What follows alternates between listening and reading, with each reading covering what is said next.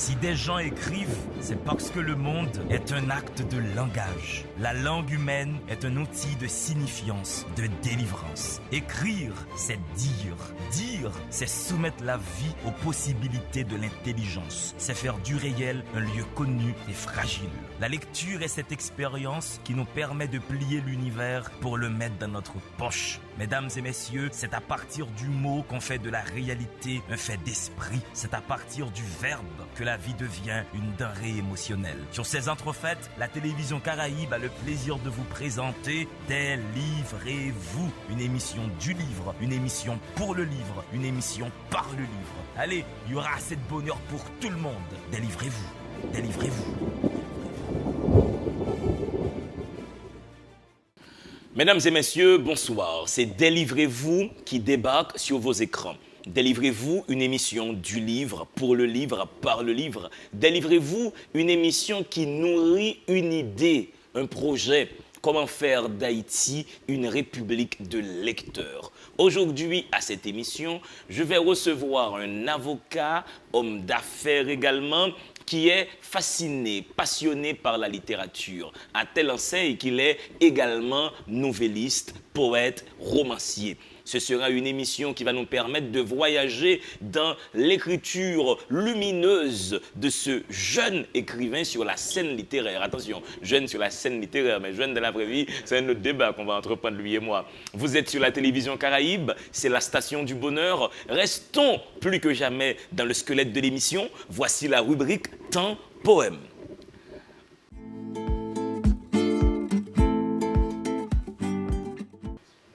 Alors aujourd'hui, dans la rubrique Temps Poème, je vais vous présenter Léopold Sédar Senghor, excellent poète sénégalais, homme d'État également, ancien président du Sénégal, également ancien membre de l'Académie française. C'est le premier noir à être entré à l'Académie française, ce fameux Léopold Sédar Senghor, qui est aussi un grand chantre de la négritude. Il fallait, à un certain moment, réhabiliter la condition noire aux yeux du monde quand les nègres partout dans le monde étaient victimes de racisme systémique. C'est donc un poète qui est d'une importance majeure pour la littérature universelle. Là, je m'en vais vous lire l'un de ses poèmes, justement un poème qu'il a fait pour Martin Luther King. Ça s'appelle « Élégie pour Martin Luther King ». Qui a dit que j'étais stable dans ma maîtrise, noir sous l'écarlate sous l'or? Mais qui a dit, comme le maître de la masse et du marteau, maître du djung-djung, du tam-tam, coryphée de la danse, qu'avec ma récade sculptée, je commandais les fox rouges mieux que les chameliers, leurs dromadaires au long cours. Il ploie si souple, et les vents tombent, et les pluies fécondes. Qui a dit en ce siècle de la haine et de l'atome, quand tout pouvoir est poussière, toute force faiblesse, que les cieux grands tremblent la nuit sur leurs silos profonds de bombes et de tombes? Quand, à l'horizon de la saison, je scrute dans la fièvre des tornades stériles, des violences intestines. Mais dites qui a dit, flanqué du sabbat au bord de l'orchestre, les yeux intègres et la bouche blanche, et pareil à l'innocent du village, je vois la vision, j'entends le mode et l'instrument. Mais les mots, comme un troupeau de buffles confus, se cognent contre mes dents, et ma voix s'ouvre dans le vide. Se taise le dernier accord. Je dois repartir à zéro, tout réapprendre de cette langue, si étrangère et double, et l'affronter avec ma lance lisse, me confronter avec le monstre. Cette lionne lamentin, sirène, serpent dans le labyrinthe des abysses. Au bord du cœur, au premier pas, au premier souffle sur les feuilles de mes reins, j'ai perdu mes lèvres, donné ma langue au chat, je suis bru dans le tremblement. Étudie mon bonheur lorsque je pleure. Martin Luther King. Léopold Sédar Senghor, un excellent poète francophone, sénégalais, grand chantre de la négritude. Voici donc un clin d'œil important qu'il a fait à Martin Luther King, grand combattant pour le gain des libertés civiles des Noirs aux États-Unis d'Amérique, à un moment où le racisme était très prononcé aux États-Unis. Place maintenant à la parole de mon invité. Monsieur fait dans les nouvelles, attention, la nouvelle comme genre littéraire pour les tout jeunes qui regardent cette émission, on va justement en parler, ce travail de pédagogie doit être poursuivi. Monsieur est également habité par la magie de la poésie, on aura une discussion sur son régime de production et sur la qualité de l'œuvre qu'il compte proposer à Haïti. Allez-y, respirez, à tout de suite. Si des gens écrivent, c'est parce que le monde est un acte de langage. La langue humaine est un outil de signifiance, de délivrance. Écrire, c'est dire. Dire, c'est soumettre la vie aux possibilités de l'intelligence. C'est faire du réel un lieu connu et fragile.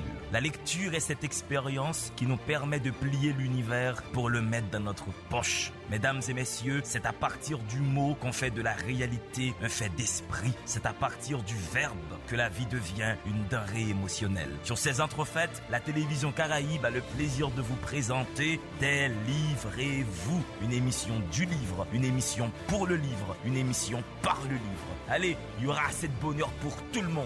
Délivrez-vous, délivrez-vous. Franck Vaneus, boulevard des cœurs désunis. Voici qui est mon invité. C'est un monsieur fasciné par les boulevards. Et sur ces boulevards, il y a des cœurs qui sont désunis. Je t'aime loin, écrit-il à la page 11. Lorsque j'ai déposé sur toi mes yeux, ce jour-là, j'ai cru voir ma légende. La grammaire surprenant ma langue, succombant à ton charme. J'ai su que mon cœur était toi. Le temps que tu voudras. Avec toi, tout semble facile, désir comblé, fantasme émasculé, suspicion, jalousie, tout emportant rêve et bonheur. Qu'importe, descente aux enfers, chemin à l'envers, un sourire innocent m'a fait don d'être. Bienvenue, Franck, sur le plateau Délivrez-vous. Merci D'Angelo, merci à Caraïbes de me recevoir. Boulevard des cœurs désunis, tu nous dis, et sur la première de couverture, nous voyons donc ce cœur qui parle. Moi, j'ai une première question qui va être d'une banalité extrême, Franck. Sur la quatrième de couverture, tu fais plus vieux que dans la vraie vie. On a voulu me présenter ainsi parce qu'en réalité, comme jeune écrivain, j'ai voulu paraître très vieux aussi pour, comment dire, permettre aux gens d'avoir l'impression de cerner le personnage, mais en vrai, on verra que je suis assez jeune. Si on veut. Ouais, alors te voici donc écrivain, comme tu viens de le mentionner, mais tu es également avocat, tu es aussi dans les affaires. Pourquoi quelqu'un autant occupé par l'avocature et les affaires trouve du temps pour la poésie? Pourquoi tu en fais? Parce que je suis habité par les mots. Moi, je dis que la littérature, c'est un peu comme un océan. On est là, on le contemple, et à un moment donné, sans savoir pourquoi, on s'y jette, on plonge dans l'océan, et peut-être qu'on a peur de se noyer, mais curieusement, on ne se noie pas. On fait du surplace, et là, on fait de l'équilibre, et puis on trouve un peu la façon de s'en sortir. C'est ça la littérature. J'ai toujours été habité par les mots, donc par la littérature. Et tu as un poème à la page 12 qui a pour titre « L'amour ». Est-ce que pour toi, le projet de tout poète, c'est d'établir des définitions définitives? Je pense que le charme de la vie, c'est le fait que tout est relatif. Même ce qui paraît, nous sommes là, si tu veux, en direct absolu, mais en fait, nous ne sommes pas totalement en direct. Parce qu'en réalité, nous parlons avec notre culture, ce qu'on a glané ici ou là sur 20, 30, 40 ans. C'est ça la vie. Donc, la définition qu'on donne aujourd'hui, elle est présente, elle est actuelle, mais c'est une définition aussi évolutive. Elle est dynamique, elle peut changer comme la vie. La vie repose sur le silence, le bruit, sur le repos et le mouvement. De ce point de vue, rien ne peut être totalement définitif. Mais l'amour, tu nous dis, quand les vagues de l'adversité, le sort noie les êtres humains, amarres devenus, ils partent toute voile dehors, dribblant les lendemains. Quand la maladie dénude leur finitude, se serrant les coudes, font front, mal complétude, mal solution. Si un homme se trompe d'erreur, jetable dans la tombe, détruit horreur. Il y a dans l'organisation technique de ta poésie un parti pris prononcé pour l'économie. On sent que tu ne souhaites pas proposer une syntaxe auquel l'esprit humain serait habitué. Ce désir dans le déshabillement des vers, ça correspond à quel projet chez toi? D'abord, je dirais que c'est moi. Ce n'est pas un projet, ou plutôt, si c'est un projet, c'est ce que je suis intrinsèquement. Je ne suis pas quelqu'un qui avance dans sa vie de manière linéaire. Je suis un parcours. Moi, je ne sais même pas ce que je vais faire d'avance. Quand on me pose une question, je réfléchis en même temps que j'essaie de formuler la réponse. Donc, le projet d'écriture est là. Je ne pensais pas, moi, que j'avais une âme totalement poétique que je pouvais écrire. C'est venu comme ça au travers de ce qui m'a traversé sur l'heure. Parce que autant pour les nouvelles ou pour le roman, on peut faire œuvre d'imagination, de création, autant dans la poésie, on ouvre son âme. Donc, ce qui est écrit là, c'est un peu ce que je suis aussi. Certainement. Ouais. Mais est-ce que tu es téméraire dans la vie? Parce que tu as des poèmes là où tu mélanges le créole et le français dans le même poème. Et là, je tombe sur un vers où tu dis « Avec toi, my life is so easy ». Est-ce que tu es un poète téméraire? La témérité, c'est ce que je suis fondamentalement. Je vais vous dire. Pour moi, c'est très simple. Je suis venu au monde à Port-au-Prince, dans un quartier qui a toujours été un quartier rebelle. Je suis venu au monde au Bel-Air. Moi, je suis né à l'angle de la rue des Césars et des Pucelles. Donc, ça dit, je suis à la fois attiré vers, et je suis aussi quelqu'un qui ne se plie pas. Donc, en fait, ce que j'écris, c'est ce que je suis. Donc, je n'ai pas une structure qui serait totalement classique parce que, conscient des sentiers battus, décidé d'aller vers les sentiers battus. Moi, je veux créer ma propre légende, mais en même temps, je me dis, l'haïtien, c'est qui en fait? C'est aussi l'Africain, c'est avant tout l'Africain, mais ce sont les Taïnos qui étaient les premiers habitants de cette île, et ce sont aussi les Européens. Nous sommes traversés par une multitude de cultures, donc l'Haïtien aujourd'hui ne peut pas uniquement parler français ou créole, l'anglais est omniprésent. Donc moi, je dois jongler et montrer aux jeunes, pour sortir de ce que nous sommes aujourd'hui comme société, il nous faut tout maîtriser en fait, l'anglais, le créole, le français, c'est ce que je fais dans mes textes. Mais le fait que, au Pati, son poème qui est en français, L'âme tombée sous une qui est en créole, est-ce que ça veut dire Frank Vaneus a mené un combat pour bilinguisme équilibré? Ou bien est-ce que ce n'est pas ça du tout? C'est Filmingo a écrit, il vient en créole, bâton, il vient en français, bâton. Non. Moi, je suis conscient de haïtianité. Si je suis un grand qui caractérise, depuis que je fais jusqu'à aujourd'hui, c'est que je suis haïtien. Moi, je n'ai pas envie d'aller dans quel autre pays, je n'ai pas envie de vivre dans quel côté. Tout à l'heure, je fais un voyage, sorti de Carrefour pour me arriver ici, dans une route qui est vide. Mais parce que je voulais participer dans l'émission, je suis venu. Bon, je vais tourner la caméra. Maintenant, haïtien, mais si il y a un barrière qui caractérise haïtien, c'est créole là. C'est seule langue nous tous parler net, nous tous comprendre. Moi, pas de doit bien contexte pour tout livre la sortie, pas qu'un créole là-dedans. Si pas un créole, je renoncer à ça mieux. Ou c'est chance moins. La vie, son cigarette, li mène en déboute. J'aime elle, pas de doute, on toujours boule douette. M'dormi à thème, prend son cabane, si m'rive dans le paradis, l'a tourné l'enfer sans attendre.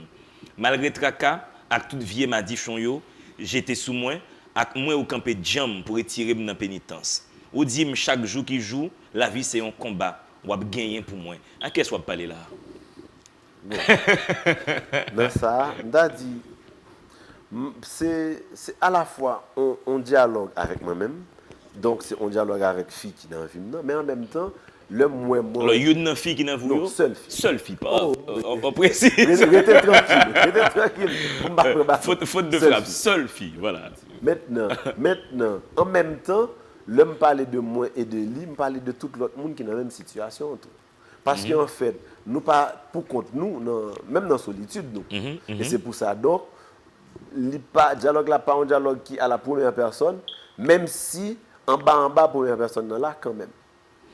Mais bon vers là qui est dans gorge moi tellement moi il réussi si me rive dans paradis l'a tourner l'enfer sans attendre ça qui a passé tellement boulé tellement chaud bouillant c'est pas chaud bouillant non ouais ça moi pense à Haïti surtout c'est comme si Jodia et l'aime dit Jodia c'est pas Jodia actuel c'est Jodia sous 20-30 ans Haïti ouvert van l'enfer c'est du feu seulement à prendre et c'est comme si demain matin si Dieu veut je t'ai dit nous, mais nous dans le paradis, Haïtiens ont crasé le paradis. C'est vrai, c'est ça qui passe dans la tête. Moi. Donc, ce n'est pas moi en tant qu'être, c'est un moi collectif. Et c'est pour ça que le texte n'a pas une seule dimension. Ce n'est pas un texte qui est unidimensionnel. Regarde, on dit, ah, je parle là de un lion avec confusion. Non, moi, Haïti, tout traverse dans tout écrit. Parce que c'est des écrits qui sont faits en Haïti dans un contexte bien déterminé. Il y a tiré chaque jour, il y a mouru chaque jour, il y a violé jeunes garçons chaque jour. Autorité là, il y a touché Kobio, il y a bien vivre, mais chaque fois pour prendre une décision, c'est l'opposition qui fait pas prendre, c'est international là, mais on touche chaque jour. En fait, ou même moi dit tout, qui l'a sorti dans l'en fait ça dans vivre là. Et c'est ça lié. C'est pour ça Haïti ton paradis, nous fait tout, nous en fait tout. C'est vrai. Est-ce que vous pensez poésie, du moins la caou, dans ta perception de la poésie, est-ce une arme de combat? Toute la littérature est arme de combat avant tout. Prends Mdaradi, deux dans plus gros écrivains haïtiens. Qu'on prend Jacques-Séphane Alexis, bon, si tu es dans l'autre même si c'est Jacques Oumet d'abord, Oui. Jacques-Séphane Alexis ensuite, tous les deux nègres font des textes pour Haïti. Ce n'est pas pour eux.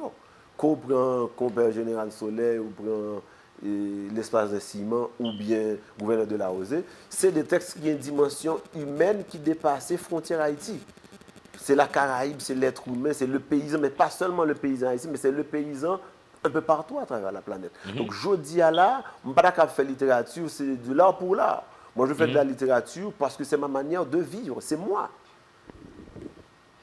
Il est à nous. J'ai toujours souhaité rencontrer mon âme sœur. J'ai toujours su que cet être idéal viendrait un jour, sans se faire prier dans mes mains, il placerait son cœur. Je l'aimerais avec candeur. Je serais pleine de douceur. Il est venu un matin. Depuis, je pense à lui sans cesse. Est-ce cela l'amour? Je nage en plein bonheur. Chérie, quand tu souris, mes jambes défaillent. Tu es de mon existence la plus grande taille. Tu es de mon existence la plus grande faille. Je ferai tout pour être avec toi. C'est pour toi que mon cœur bat. Est-ce que dès lors que l'être humain tombe amoureux, est-ce qu'il s'agit d'une véritable chute? C'est-à-dire, nous devenons fragiles, vulnérables aux yeux de l'être aimé. Il y a une façon d'aborder cela. On dit souvent en dialectique que ce qui fait notre force fait aussi notre faiblesse. En fait, autant l'amour donne des ailes, autant l'amour aussi nous livre l'être nu. En fait, peu importe ce que nous sommes, à un moment donné, on a l'impression qu'on est fort, ou on l'est véritablement. Mais le jour où on rencontre quelqu'un qu'on aime, auquel on s'attache, on découvre justement nos faiblesses. Parce que quand l'autre ne respire pas, on ne respire pas. Et ce n'est pas seulement l'amour entre un homme et une femme, c'est aussi l'amour pour un père pour son enfant, une mère pour son enfant. Quand mes enfants jouent, l'un d'entre eux essaie de tomber ou va tomber, moi je tombe 1000 fois avant que mon enfant arrive au sol. Parce que je me dis, est-ce qu'il va esquinter une partie de son corps, etc. Et c'est la même chose en amour. Ce n'est pas parce que l'autre s'en va ou qu'il reste, c'est surtout parce qu'avec l'autre, on découvre des profondeurs abyssales qu'on ne pensait pas déceler en soi. Donc pour toi, l'amour, c'est une capacité d'empathie d'abord? Il y a de l'empathie. Je ne dirais pas d'abord. Tout est mélangé, comme dirait Manu Charlemagne. Il n'y a pas une décantation qu'on pourrait faire. Il y a ça, il y a la chute, mais il y a aussi la hauteur. Parce que, en fait, quand tu aimes, tu voles, tu flottes, tu ne touches pas le sol. En même temps, tu as peur.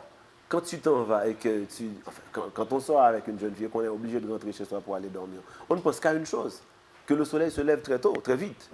Et quand on se retrouve, on voudrait que le temps s'arrête. C'est aussi ça. En disant ça, je pense à Lamartine, autant suspends ton vol. Suspends ton vol. Mais vraiment, et c'est justement ça. Moi, je me dis que tout est mélangé. Il ne faut pas, surtout pas, qu'on fasse une sorte... qu'il existe une espèce de cloison entre les sentiments, entre les êtres. Nous sommes des êtres humains dans toute notre complexité, mais en même temps, l'amour est peut-être le sentiment qui permet de voir exactement ce que l'on est, si Dieu qui radicalise ce que nous sommes en tant qu'être humain. Maintenant, est-ce que nous pouvons aimer plusieurs personnes, Franck Vaneus? Mais nous faisons que cela.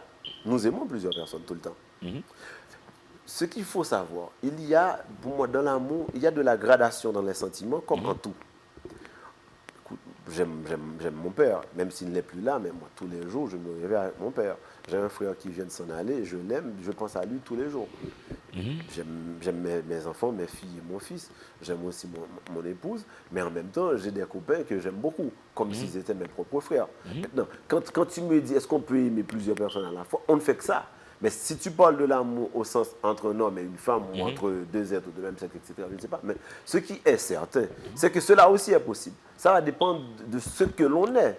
foncièrement. Mais est-ce que notre façon d'aimer n'est pas tributaire du conditionnement social qu'on a reçu? Si nous avons des couples monogames, n'est-ce pas la faute à la culture et non à nos dispositions naturelles?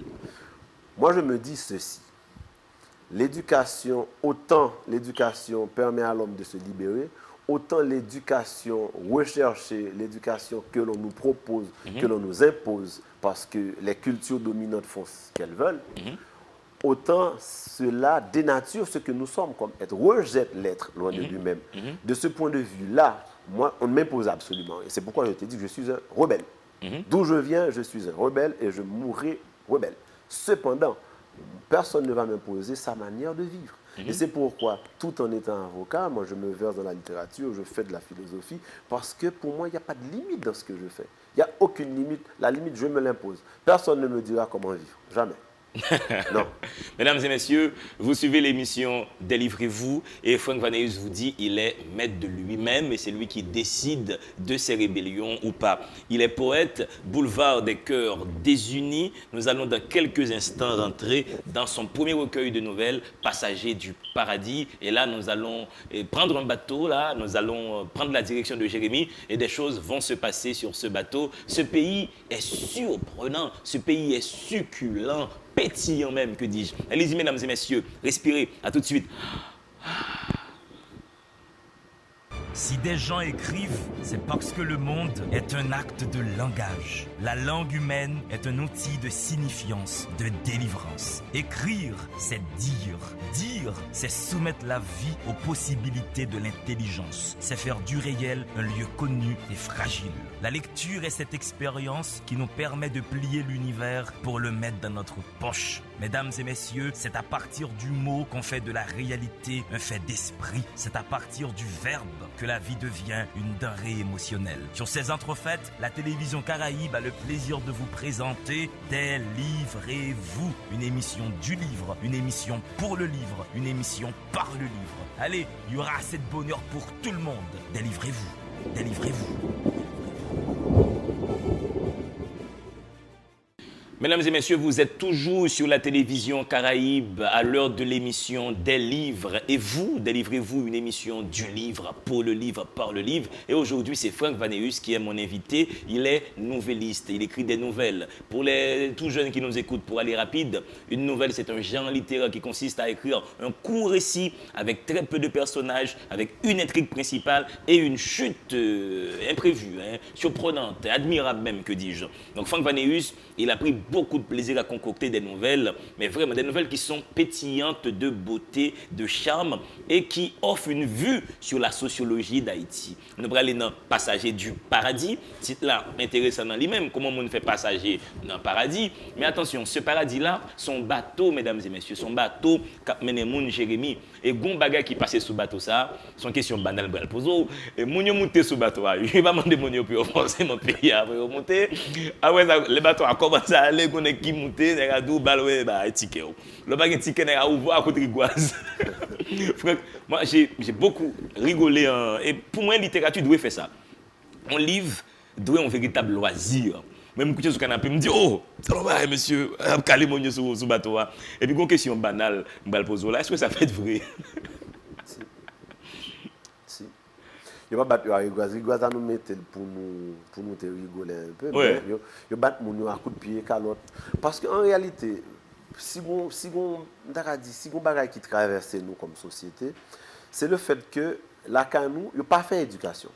Ça veut dire histoire, yo enseigné qui c'est histoire la canou, c'est histoire culture dominante imposée nous. Du coup, moun qui la canou, pas même kon qui côté au sorti. Je dis à monsieur que soit dans la rue, ou dans classe réto philo, ou moi dans petit moun pour parler de Bookman, il pas connaît, pour parler de Kassikan, il pas connaît, Anaka on a pas vraiment photo, Kaona bol pas connaît. Lisant de Dessalines vaguement tout sans ouverture vaguement. Et encore là, même pour moun qui à l'école yo font parallèle comme si Toussaint et Dessalines s'opposent. Alors qu'il s'agit en fait de deux moments de notre histoire comme peuple. Deux stratégies militaires. C'est tout. Voilà, c'est tout. Et je dis, dans la littérature, là, qui ça nous essaie de faire? Comme les gens qui fait l'école normale, moi, je dis, c'est plaire et toucher. Nous peut-être prenons ça dans le classique français, mais nous rendons compte que c'est vocation première littérature. C'est 10 gens des bagailles qui kembe en haleine, en même temps, essayer de changer Genre, ouais. Or, nous, c'est un pays, nous, c'est petit, monde qui était dans l'esclavage. Qui joue les jeudi pour rapporter l'autre son rapport de violence, de bail calotte, de bail coup de pied. Mais qu'on a ça veut dire un élément sous dans psychologie comme auteur. Mais est-ce que ou sont écrivain tout qui dans une démarche développer une encyclopédie sur les faits divers en Haïti? Pas comme ça moi-même. L'homme mouton bateau, n'a pas mon dos avant monter, n'a bien un coup de bâton parce qu'on pas gain comme là finalement. Est-ce qu'on a une perspective encyclopédique ça? OK. Dans ça, moi pas totalement défini qui côté me voulais aller, mon côté me sorti. Côté me sorti c'est que nous sommes un pays qui traversé par une violence séculaire entre nous que nous devons changer. Le petit monde machine Carrefour à un moment donné, il était 75 comme. Il y a un petit monde qui montait, monsieur pas un comme là, un chauffeur taxi, chauffeur bus Carrefour tuer monsieur parce que monsieur pas capé. Depuis petit, me songe ça très bien. Et tuer monsieur. Donc, nous sommes société, pour un rien, faire n'importe quoi. Gonnek qui pique un l'autre parce que nous achetons un ananas pour 50 comme, c'est pas un comme là. Alors que, gon paquet l'autre bail de café, à l'opposé, m'étudier dans le droit pénal, il y a filouterie d'aliments en France. Des gens qui entrent dans un restaurant par un cop qui chaque manger bien simple, et veulent finir manger modèle touché, par un cop, il ne pas touiller, monsieur. Il va monsieur prison. Yo mené monsieur dans le tribunal. Donc, nous avons un rapport l'un avec l'autre avec la violence que nous pas. Nous pas parler de lui. La dissimilité de la vérité, nous pas faire. Du coup, pas de psychologie qui dégage. Tout le monde a fait ça au en Haïti. Alors, quoique c'est pas pour relativiser, non, Franck. Mais il y a un peu de violence, tout, hein, États-Unis, Canada, dans le ghetto, il y a un peu de violence, tout. Malheureusement, nous ne pouvons pas faire une émission sur violence aux États-Unis, mais dans le poème où tu as appelé sur Léopold Sédar Senghor écrit pour Martin Luther King, où dit dans l'entente qui a un peu de violence aux États-Unis. C'est comme si je disais avoir une violence. Toujours encore. Voilà. Comme c'est pas ça qui est obligé, moi, je passe sur lui, je vais relever. De toute façon, on me dit, de tout temps, l'humanité, toujours ça, c'est à savoir qu'il y a des gens qui disent qu'ils ont un leg, il y a des gens qui doivent en bailler, qui doivent servir. Et c'est justement ça le job, nous, en fait, le fond de littérature, nous voulons faire moi-même. Ce n'est pas de l'art pour là, c'est une littérature qui se veut avant tout militante. C'est moi. Tu as une nouvelle qui a pour titre Le revers de la médaille. Ça commence, mais vraiment par une charmante histoire d'amour, de mon non luxe, pas possible quoi, limousine, il y a un bel hôtel Californie, il y a des gens qui ont surfé. Jusque là, je suis embarqué. M'a regardé mon yo qui a fait mon yo extrêmement heureux. Mais m'a regardé dans fait nouvelle là, nous pas dévoiler fait nouvelle là pour mon yo aller nouvelle là. Dans fait nouvelle là, me constater les deux monde paraissent bien en couple. Ça pas veut dire dans la cuisine intérieure du couple que les choses se passent bien. C'est ça aussi que tu veux dire aux gens? Tu vois, toute la vie est affaire de nuances. Vraiment. Ce n'est pas ce qui est visible à l'œil nu qui indique totalement la vérité. Ça peut être une certaine vérité ou une partie de la vérité. En fait, dans les couples, comme dirait une dame que je connais, quand la femme ne te dit plus rien, c'est qu'elle n'a plus rien à te dire et que tout est fini. Tout est fini, ouais. Et c'est ça, justement. Si nous avons un rapport avec un fille que tout sauf un fille d'accord, il n'est pas là encore. Et c'est exactement ça dans un couple. Quand tout paraît parfait, c'est parce que rien ne va plus. Et des fois, il y a des choses qui paraissent banales, qui dérangent l'hygiène couple, là, dans le cas qui nous concerne. Moi, je n'ai pas trouvé la femme totalement méchante et mauvaise. Il y a rien qui me demandait pour me quitter. Mais elle a fait monsieur mal. Ça veut dire que dans le couple, les gens ont chacun leur perspective dans la relation. Et il y a qui apparaît tout fait ménage qui n'est pas grave, mais pour lui, c'est extrêmement grave. Ah, bien entendu. Écoute, ce qu'il y a, moi, il y a un concept que je mobilise quand on discute entre amis. Je dis souvent que le marronnage, dans l'histoire d'Haïti, a été une forme de lutte révolutionnaire, donc historique. Nous avons déformé le marronnage par le marronnement. C'est que dans nos rapports, nous ne disons pas la vérité et nous avons peur d'affronter la réalité. Parce qu'en fait, si tu es en couple avec quelqu'un, le début qui est le commencement de tout est très beau dans le début. Ah oui, c'est magnifique. Les débuts de relation... Mais il y a de la place pour personne d'autre que nous deux. Que nous deux, ouais. Comment comprendre que dans l'évolution de la relation, tout à coup, on a des copains qui prennent toutes les places, ou toute la place. Ouais. C'est justement ça qui tue le couple. Il faut au moins à un moment donné se dire que, peu importe mes rapports avec mes frères, mes soeurs, mes amis, si je décide d'être en couple avec quelqu'un, soit plaçage, soit mariage, soit amitage, peu importe ce qu'il a, il est important que je trouve du temps pour cette personne, de savoir ce qu'elle veut et comment lui donner ce qu'elle veut, même s'il faut aussi des moments de solitude. Ouais. Maintenant, pourquoi, ça c'est la grande question sur les couples, ça prouve est-ce que existence, on va écrire les couples normales, naturelles, pourquoi à un moment on s'ennuie avec l'autre? Écoute, moi, je ne pense pas qu'il faille considérer que dans tous les couples, l'ennui s'installe. Ce qui arrive, c'est que l'être humain, à un moment donné, aime bien se sentir à son aise et considère que l'autre est un acquis. Alors que dans la vie, rien n'est jamais acquis. La vie est lutte perpétuelle, permanente, constante. Tout le temps, il faut se réinventer. Certaines personnes s'installent dans une petite zone de confort et ne font plus d'efforts. Et c'est ce qui tue les rapports. C'est ce qui tue les rapports. C'est ce qui provoque l'ennui, à ton avis, parce que les gens ne font pas preuve d'imagination. Je te donne un exemple très simple, si tu permets. Pourquoi crois-tu, même si une équipe remporte 20 Coupes du Monde, à la prochaine Coupe du Monde, on s'attend à ce qu'elle gagne? C'est ça la vie. Il ne faut jamais s'arrêter de gagner. De même, il ne faut jamais s'arrêter de se réinventer, de se poser des questions, de se redéfinir et de redéfinir ses priorités. Parce qu'en fait, si tu es dans un couple et que tu t'ennuies, laisse le couple. N'empoisonne pas la vie de l'autre. Si tu te dis qu'il n'y a absolument rien à se dire, on ne fait que se battre, ah bien, mieux vaut aller ailleurs pour se débattre. Mais Goumbaga et Franck, m'a suivi dans couple. Heureusement que là, tu as parlé des débuts. Les débuts sont toujours d'une intensité terrifiante. Mais après 1 an, 2 ans, il faut le reconnaître, la passion diminue quand même un petit peu. Est-ce que ça peut dire, si nous regardons là avec une hauteur de vue philosophique, est-ce que ça peut dire qu'on aurait dû changer de couple tous les ans? Attends. Non, mais tu peux poser la question. Pour les plusieurs débuts. En fait, écoute, ce qu'il y a dans une question pareille, avant tout, c'est philosophique. Mais c'est aussi une perspective. Parce qu'en fait, il y a des couples qui sont fermés dès le départ. Ouais. C'est-à-dire que ce sont des gens qui se sont rencontrés dans un milieu bien déterminé et qui ont chacun une certaine perspective, une vision de la vie. Mais il y a d'autres couples où les gens, comme je te dis, prennent le temps de se réinventer. Par exemple, pourquoi est-ce que quand 5-10 personnes ont grandi ensemble sur 30, 40, 50 ans, ne se battent jamais entre eux et s'entraident? Pourquoi c'est possible? Pourquoi c'est possible? Et pourquoi cela n'est-il pas possible dans les couples? C'est parce que justement, dans les couples, à un moment donné, chacun définit ses priorités. Et c'est surtout cela. Au lieu de parler, on s'isole. Parce qu'il y a des couples où les gens se complètent. Et moi, je connais de vieux couples qui ont duré 50, 60 ans. Donc, vivre 50 ans, 60 ans avec une personne, ce n'est pas uniquement éduquer des enfants. C'est avoir une idiosyncrasie qui font que ces gens-là savent que l'un n'existe pas sans l'autre. Je vais considérer ta nouvelle dans le revers de la médaille. J'ai l'impression, pendant tout le temps que le mec est dit, il est resté avec sa femme, il y avait presque plus d'amour, du moins de son côté. Mais il est resté avec sa femme tout de même. Est-ce que des fois les gens ne restent pas en couple dans la durée, comme s'il y avait entre eux un gentleman agreement, comme pour gérer l'entreprise que la famille est, les enfants, payer l'école, l'écolage. J'ai même quelqu'un qui m'a dit des fois, arrêtez en fille, pour comme Kala venir moins pour. Bon, son parenthèse vulgaire, mais c'est pour montrer que à un moment, voilà. Tu vois, moi, je pense à une phrase de Stendhal dans De l'amour, où Stendhal dit « Seule la passion triomphe de la passion ».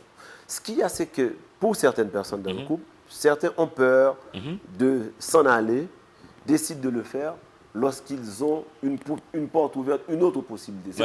C'est comme une béquille. Je suis un éclopé, je tombe sur quelqu'un qui devait un être béquille, et je m'en vais.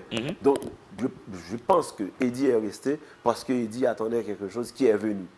Et l'autre est venu, cause occasionnelle, parce que les causes véritables étaient déjà... là depuis des années, on a l'impression. Voilà. Mais en tout cas, c'est une nouvelle qui t'a porté me réfléchir un peu sur la notion de couple. Et pour moi, ça a passé entre nous. Après, tu as une autre nouvelle qui se contemple, une affaire de bicyclette. Je me suis dit, les êtres humains peuvent aller aussi loin. Alors, il faut savoir qu'il y a une bicyclette dans l'affaire, on ne va pas tout dévoiler. Et qu'à un moment, il y a un gamin qui a une bicyclette, mais ça crée des frustrations, des jalousies. Et bam, je suis à coup de manchette, quoi. Donc, autant de violence possible pour une pécadille, pour une bécane. Est-ce que le niveau de violence des gens dépend de leur capital culturel et économique? Non. Ça, c'est possible aussi, mais il faut considérer la société dans sa globalité. Il faut se dire quel est le fil conducteur des rapports entre les dirigeants et les dirigés dans la société. Parce qu'en réalité, quand le président de la République pense qu'il peut malmener les parlementaires, les premiers ministres, les ministres, le pays dans sa totalité, pourquoi monsieur tout le monde ne peut pas lui faire ce qu'il veut? C'est surtout ça. On vit dans une société post-esclavagiste où l'esclavage est toujours présent, mais au quotidien. nous n'avons pas de rapport d'égal à égal en Haïti. Nous avons des rapports de dominant à dominé.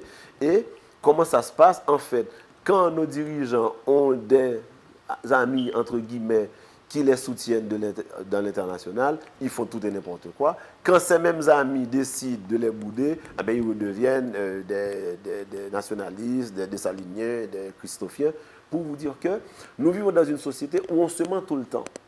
La notion de vérité, pour nous, est élastique. La plasticité de la vérité du point de vue haïtien, c'est colossal comme concept.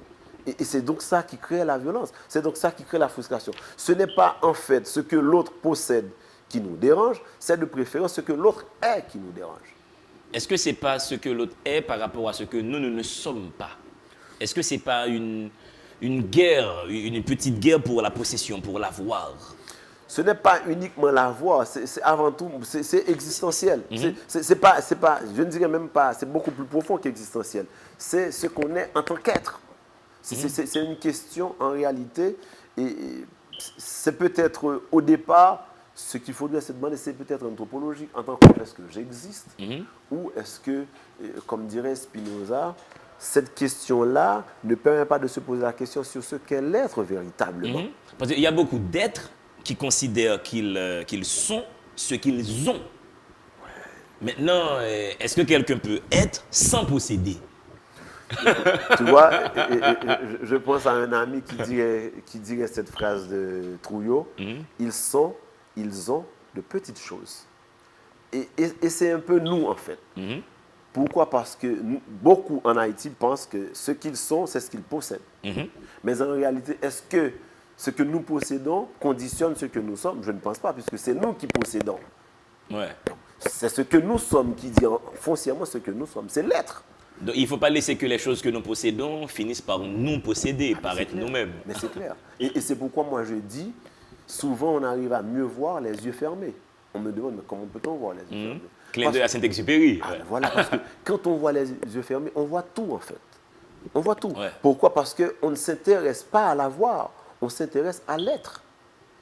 Et cette question est fondamentale pour moi. Mesdames et messieurs, il faut s'intéresser à l'être et non à l'avoir, passager du paradis. Et jusqu'à présent, vous voyez que dans les nouvelles de Franck, beaucoup de choses se passent, beaucoup de possibilités de lecture de l'être et d'Haïti sont possibles dans ce recueil de nouvelles que, bien entendu, je vous recommande avec Fox. Je vous laisse respirer. On revient tout de suite avec une jeune dame qui se prostitue à domicile. N'est-ce pas? Bien avant qu'il y ait le Champ de Mars, bien avant qu'il y ait Kékolon, tout le tralala. Eh bien, ce métier-là, peut-être le plus vieux métier au monde, la prostitution, se pratiquait d'une certaine manière dans certains quartiers en Haïti. À cette époque où on pouvait traverser Martissan à pied. Allez-y, respirez, mesdames et messieurs. À tout de suite. Si des gens écrivent, c'est parce que le monde est un acte de langage. La langue humaine est un outil de signifiance, de délivrance. Écrire, c'est dire. Dire, c'est soumettre la vie aux possibilités de l'intelligence. C'est faire du réel un lieu connu et fragile. La lecture est cette expérience qui nous permet de plier l'univers pour le mettre dans notre poche. Mesdames et messieurs, c'est à partir du mot qu'on fait de la réalité un fait d'esprit. C'est à partir du verbe que la vie devient une denrée émotionnelle. Sur ces entrefaites, la télévision Caraïbe a le plaisir de vous présenter Délivrez-vous, une émission du livre, une émission pour le livre, une émission par le livre. Allez, il y aura assez de bonheur pour tout le monde. Délivrez-vous, délivrez-vous. À cette époque, l'air du Champ de Mars ainsi que le bas de la rue Saint-Honoré n'étaient pas encore laissés aux filles de joie et à leur macro dès la tombée de la nuit. Caille Gros-Maman n'existait pas encore non plus. Pourtant, certaines femmes bien en chair monnayaient leur charme selon le bon vouloir de l'homme à domicile, sur des terrains vagues ou encore dans des endroits peu fréquentés. Des agents du bien-être social sillonnaient parfois les rues. On raconte que certains, surpris en flagrant délit de jouissance, se retrouvaient au petit matin avec la corde au cou. Peut-on s'imaginer situation plus cocasse? Un homme se tapant discrètement une fille de joie, puis contraint de l'épouser dans les minutes qui suivaient, sans autre forme de procès. Les préposés aux 10 services du bien-être social avaient carte blanche, une façon dissuasive d'utilisation jouissive des rues de la capitale. Ce temps-là était révolu. Dorénavant, il était tout à fait normal de tâter la marchandise humaine en pleine rue, de la faire grimper dans sa bagnole en plein air du Champ de Mars, à quelques pas du commissariat de police de la capitale et du palais national, de s'envoyer en l'air peinardement. Les autorités s'en foutent totalement. De toute façon, il faut y aller gaiement, là où l'envie vous en prend. Comme quoi, une bonne baise ne saurait attendre. Là, j'ai bien rigolé. Je me suis dit, ah, ça c'est petit, ah, c'est bien. Une bonne baise, ça n'attend pas. Hein. Tout le monde baise partout dans les rues de la capitale. Mais au fond, derrière ce côté, à la limite rigolo dans la lecture, tu pointes du doigt un phénomène social. La prostitution en Haïti. Comment ce pays est dans une hypocrisie sociale collective. Nous savons tous qu'il y a des prostituées dans ce pays, nous les voyons tous, mais tout le monde fait semblant, ça n'existe pas. Sommes-nous une république du faire semblant? Mais c'est ce que j'allais dire. C'est le faire semblant a aujourd'hui valeur ontologique. C'est peut-être ce qui caractérise nos politiques, pas l'homme haïtien, mais nos politiques, ceux qui accèdent au pouvoir pour le pouvoir et pour ses fastes économiques. Parce qu'en fait, ces préoccupations, il s'agit, moi, d'un jeune Port-au-Prince qui a grandi dans une ville. Je connais presque tous les corridors de Port-au-Prince. De corridor Bastien-Bel-Air jusqu'à Ravine-Pétade, en passant par Bois-de-Chêne et tout. Moi, j'ai visité ma ville, j'ai grandi dans cette ville et je sais ce que c'est d'être au Champ de Mars un dimanche, de regarder les jeunes monter au cabrette ou à la bicyclette et de voir les parents prendre une crème, s'asseoir, regarder leurs enfants. Tout ça a changé en moins de 20 ans. On est sorti d'un pays calme, d'un pays tranquille, à un pays hyper violent. Et en même temps, on est sorti d'un pays où les gens s'aimaient peut-être, ou mais se respectaient, à une société où on peut garer sa voiture là au Champ de Mars et faire ce qu'on veut. À 8h du matin ou à 2h de l'après-midi. Maintenant, pour pousser la chose très loin, pour être même à la limite pervers, est-ce qu'il y a un mal au fait que deux adultes consentants restent dans leur voiture et fassent l'amour? Ce qu'il y a, ça se fait aussi à Manhattan, je suppose. Ah ben Paris. oui, j'imagine. Ouais. Mais la différence, c'est que les autorités, ceux qui sont appelés à faire respecter la loi, peuvent sévir. Tandis qu'ici, chez nous, on sévit contre les malheureux, les sans-nom, les parias, tandis que les autobrés, on les oublie parce que les autobrés peuvent acheter aussi les silences des préposés de l'État. Et c'est justement ça, se faire semblant-là, cette peur panique de celui qui a de l'argent, de celui qui dispose de beaucoup de moyens, il faut qu'on en finisse. Nous ne pouvons pas continuer à vivre avec une société à humanité superposée. Il n'y a qu'une humanité et elle est valable partout. Alors, ce n'est pas pour relativiser, mais cette hypocrisie sociale par rapport à la prostitution, elle existe aussi dans beaucoup de grandes villes, comme Paris. Il y a tout un quartier Pigalle. Non, il y a une nuance, c'est qu'il y a un quartier. Comprenez. Et ce quartier dont tu parles, ça date du 17e, 18e siècle en France, donc c'est connu. Mais la différence chez nous, c'est qu'aujourd'hui, au moment où nous parlons, il existe des jeunes de 14-15 ans qui sortent avec des hommes super puissants. Et au vu au-dessus de tous, même des parents, qui ne disent absolument rien. Ce n'est pas là, nous normal. sommes dans le détournement de mineurs, en mais effet. bien sûr, mais qu'est-ce qu'on dit pour ça? Qu'est-ce qu'on dit pour ça? Écoutez, nous vivons dans un pays, je disais que là, le passage entre Carrefour et Martissan pour arriver à Port-au-Prince, c'est une ville déserte. Que disent les autorités? Mais il y a la police est partout. Est-ce que la presse ne reprend pas en écho cela? Mais non, la presse fait silence. Parce qu'aujourd'hui, comme on ne parle pas la bouche pleine, beaucoup dans la presse mangent gaiement, donc pas la peine de parler de nos misères. Et c'est à ce moment-là que fait celui qui écrit. Le littérateur est obligé, lui, de prendre son scalpel et d'inciser cette société. Et de dire, voici ce qui se passe et qui ne fonctionne pas ici. Mais tu as aussi campé un profil social dans ce livre. Il y a un Chomeko, quelque part là, qui est à la limite presque un gigolo aussi. Il l'est, c'est un macro. Oui, il se fait entretenir par la jeune femme. Et monsieur est jaloux et possessif. Mais écoute, ça, encore une fois, là où il y a la prostitution, il y aura toujours une femme entretenue, mais cette même femme entretenue entretiendra quand même quelqu'un d'autre. C'est une chaîne d'entretien. Mais c'est clair. En disant cela, je repense aux écrivains français de plusieurs siècles. Il y a d'éminents écrivains français que des grandes dames de la cour ont toujours soutenus. Comment est-ce qu'elles ont fait? C'est de ça dont nous parlons. La différence, c'est que l'argent peut servir à faire le bien. Tandis que chez nous, l'argent sert à détruire l'humain. Et c'est justement ça la différence. Je vais taquiner ton côté philosophe. Et en considérant la prostitution qui est, entre guillemets, une décision d'une personne majeure, vaccinée, qui décide d'exercer, entre guillemets, ce métier. Y a-t-il un problème? Pourquoi ça pose problème?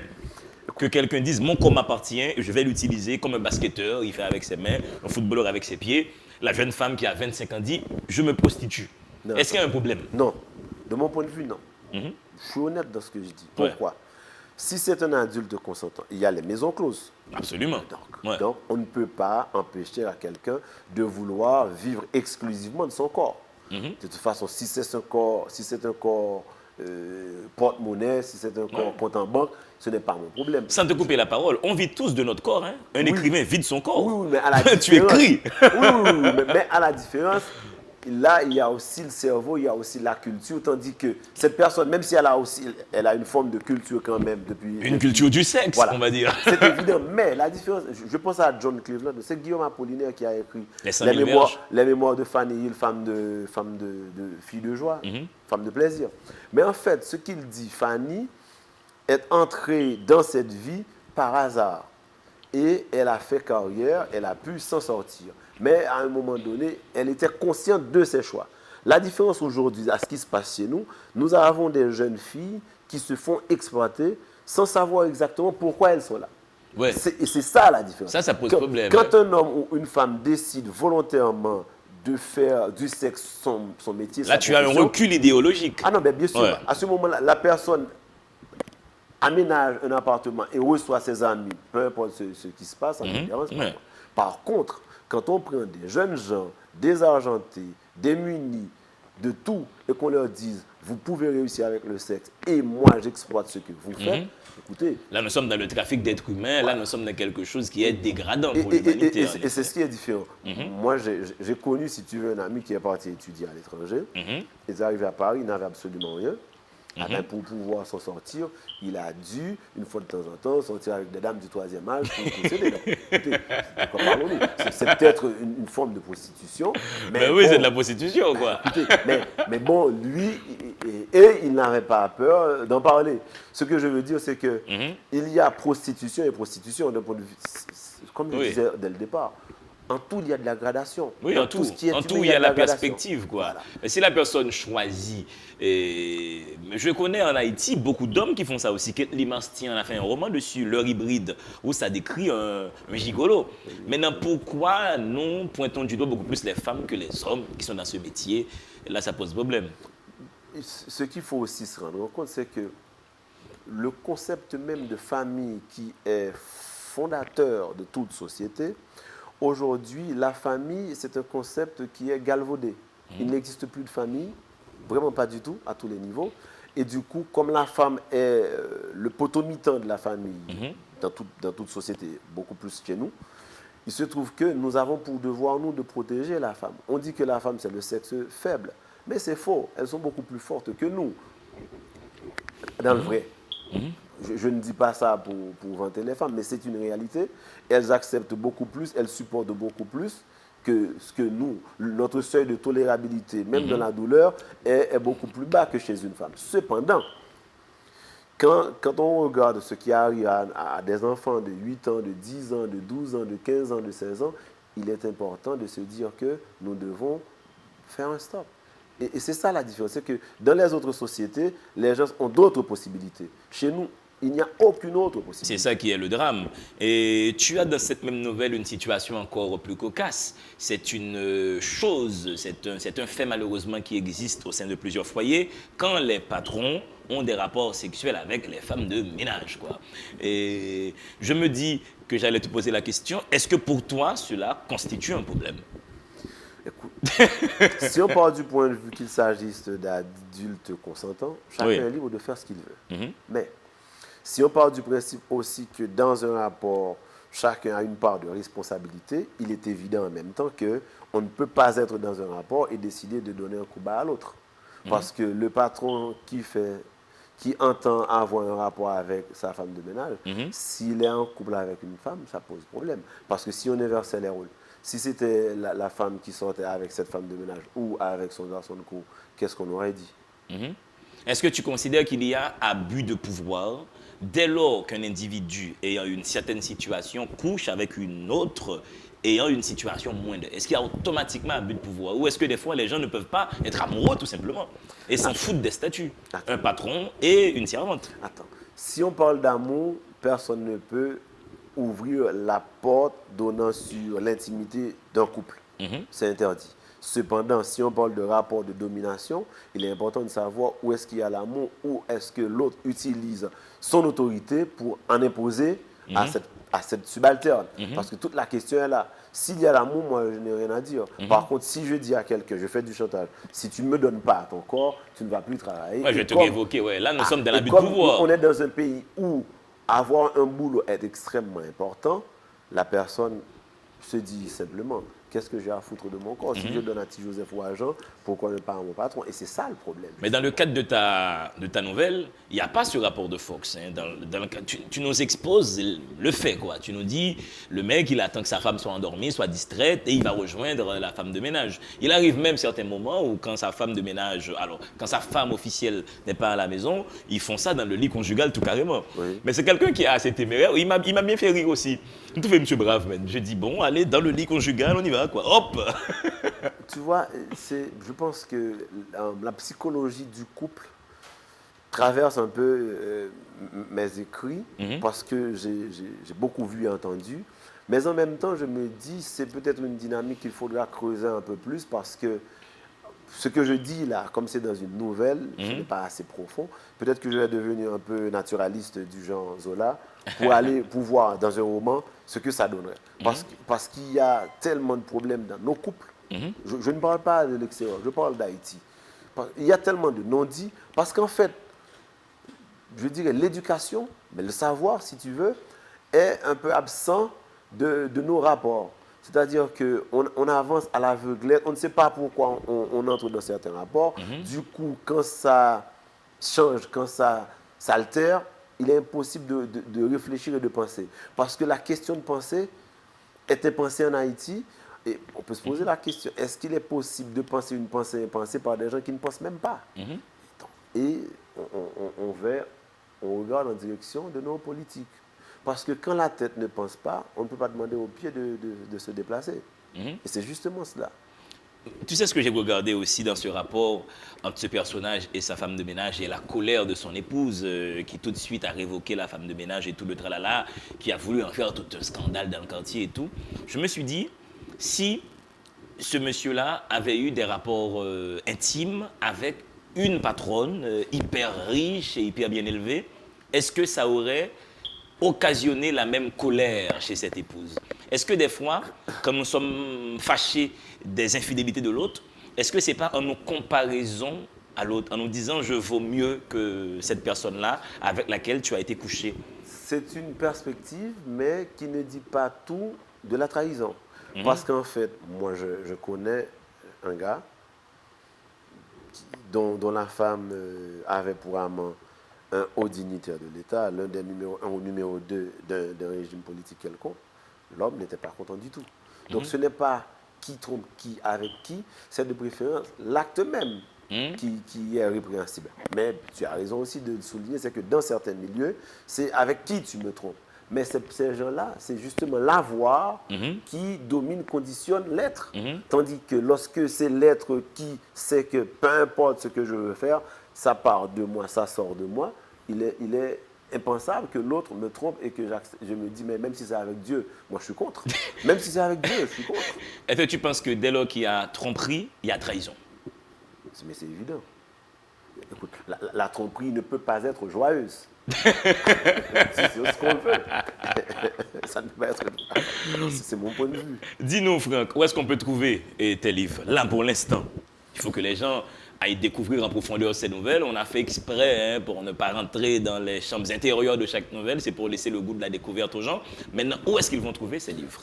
La vente signature a lieu ce samedi à l'hôtel Shekina Tordis Carrefour. Mais après, Gabinho a décidé, après Carrefour, nous allons avoir une vente signature à Port-au-Prince. Et j'ai commencé des pourparlers avec une librairie à Port-au-Prince pour voir comment réaliser la distribution. Mais le contexte actuel fait qu'on ne peut pas toujours descendre à Port-au-Prince. Aujourd'hui, Carrefour, qui est à 2 pas de Port-au-Prince, est devenu un long périple. C'est comme si on partait de New York à pied pour arriver à Port-au-Prince. C'est compliqué.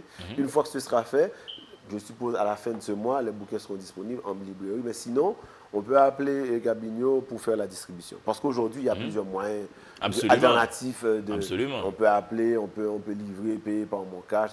Maintenant, sur quel téléphone on peut appeler si on est intéressé à découvrir ton livre? Tu l'as pas en mémoire tout de suite? Non. Ouais. Je vais demander à Gabigno avant la fin de l'émission, je suppose. On pourra insérer ça et les gens pourront voir sur quel téléphone appeler. Mais ce qui compte, c'est samedi, demain samedi, vous avez la vente signature à l'hôtel Shekina qui est à Tor 10. C'est pas loin du centre culturel Emmanuel Charlemagne qui a été tout récemment inauguré. Mesdames et messieurs, allez découvrir la plume de Franck. Vous avez vu là, qu'est-ce qui se passe. Vous avez vu de quel tremblement ces livres sont faits. Profitez donc de son écriture et de la perspective qu'il offre d'Haïti. Merci d'être venu, merci d'avoir traversé Martissan. On espère que dans les heures qui vont suivre, que ça va s'améliorer. Ce Martissan, c'est quand même un quartier qui a une belle bibliothèque là. C'est un quartier qui a produit beaucoup d'hommes lettrés. Et il faut que ce quartier puisse reprendre vie le plus vite que possible. Boulevard des Cœurs Désunis, mesdames et messieurs, Passagers du Paradis, Franck Vaneus, allez découvrir sa production. Le temps pour moi maintenant de remercier le staff technique qui me permet de vous présenter cette émission. Il y a Alphonse qui est notre réalisateur, Émilie qui fait le maquillage, il y a Gamin, il y a Greg Boule, il y a Fekier, il y a Jacob. Ils sont nombreux, j'espère avoir tous leurs noms en tête pour ne pas en laisser un. Il y a forcément Guito, c'est une grosse équipe qui produit cette émission et qui nous permet de débarquer chez vous. Sans oublier Spencer qui fait pour nous des photos qui sont admirables et sans oublier Mano, sans oublier Jimmy qui fait le montage et la mise en onde. Mais voilà. Ça s'appelle une grosse équipe qui nous permet chaque semaine de vous parler de littérature. Mesdames et messieurs, continuez à charbonner votre intelligence. Ça n'a pas existé au monde qui paraît lit. Parce que tout le monde remet douce. Et on livre son sauce de douceur. Au cas remet douceur, au cas pas remet douceur ça. Mais il faut pas remettre, ou pas remettre livre ça. Donc continuez à lire jusqu'à ce que vous tombez sur un livre qui constitue ton coup de foudre littéraire, livre qui habite, qui sévit et qui répond à besoin de culture ou gagner comme individu et qui rentre en résonance avec métier ou à pratiquer. Tout le monde remet lire. Et continuer à poser cette action. Mesdames et messieurs, dans le monde, il doit y avoir deux êtres, des livres et vous. Gardons bonheur.